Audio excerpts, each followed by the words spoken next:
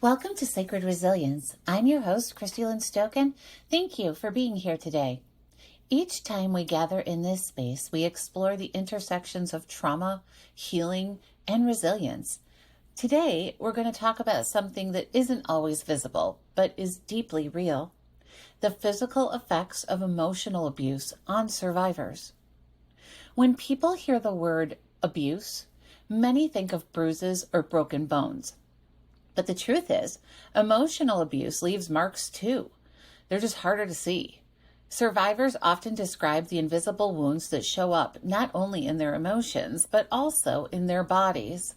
Because when we live under constant stress, criticism, or control, our bodies carry that story, whether we realize it or not.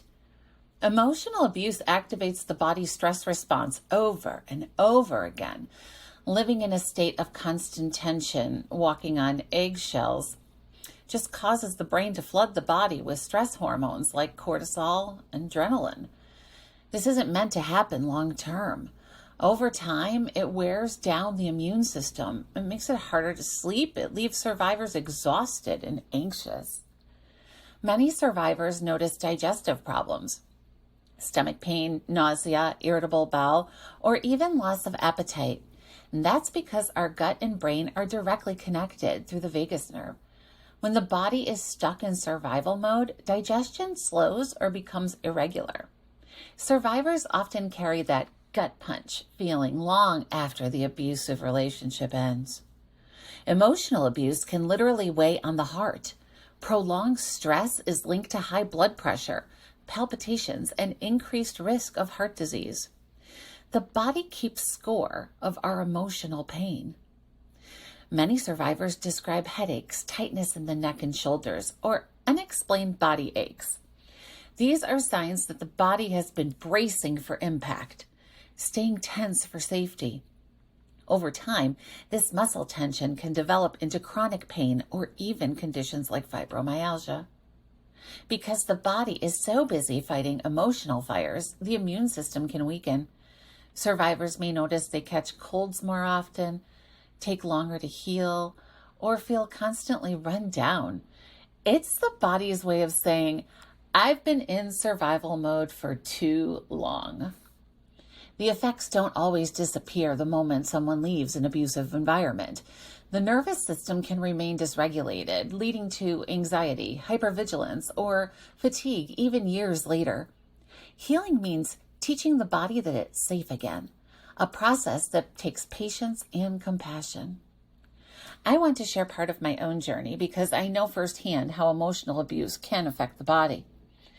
There were times when the stress and fear were so overwhelming that my body simply shut down. I experienced moments of disassociation, like temporary loss of hearing, temporary loss of sight. I would get in my car intending to go one place and end up somewhere else entirely and not remember how I got there. My doctor called it distraction. My friends called it horrifying. They were so concerned that they made me check in with them if I had to drive anywhere, to make sure I arrived safely. My body also began rejecting foods it once tolerated. Gluten and dairy suddenly caused severe reactions. My speech even changed. While recording a few years ago, I noticed that I developed a lisp when I was singing. For a moment, I truly thought I had a stroke, but doctors told me it was trauma manifesting in my body. I remember a time on vacation, while being screamed at in a public venue, my leg suddenly gave out and I fell to the floor. So embarrassing. Another time, I was leaving for work after being demeaned and yelled at the previous evening. My legs collapsed again, but this time I fell under my car. I managed to pull myself out, but I couldn't walk well for more than 2 months afterward. Even today, I'm still working out the residual effects of those injuries. Some mornings are painful, but I see my progress every day, and it makes me proud to know that I am in control of my healing. Through it all, I've learned to be grateful for my body's resilience.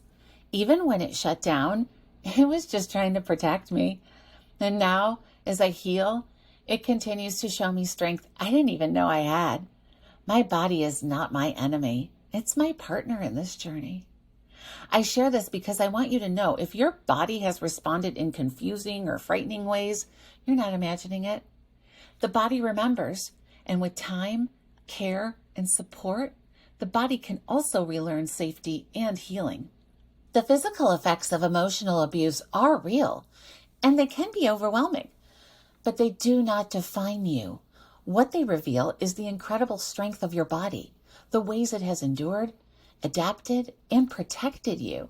Healing may not be quick, but step by step, your body and spirit can find balance again at the pace that feels right for you. Thank you for joining me today. If what we discussed stirred strong emotions for you, I encourage you to reach out for support, whether that's a trusted friend, a trauma-informed licensed therapist, or by calling the National Domestic Violence Hotline at 1-800-799-7233, or by texting the word START to 88788. Help is available 24/7. You are not alone. This is Sacred Resilience. Until next time, be gentle with yourself.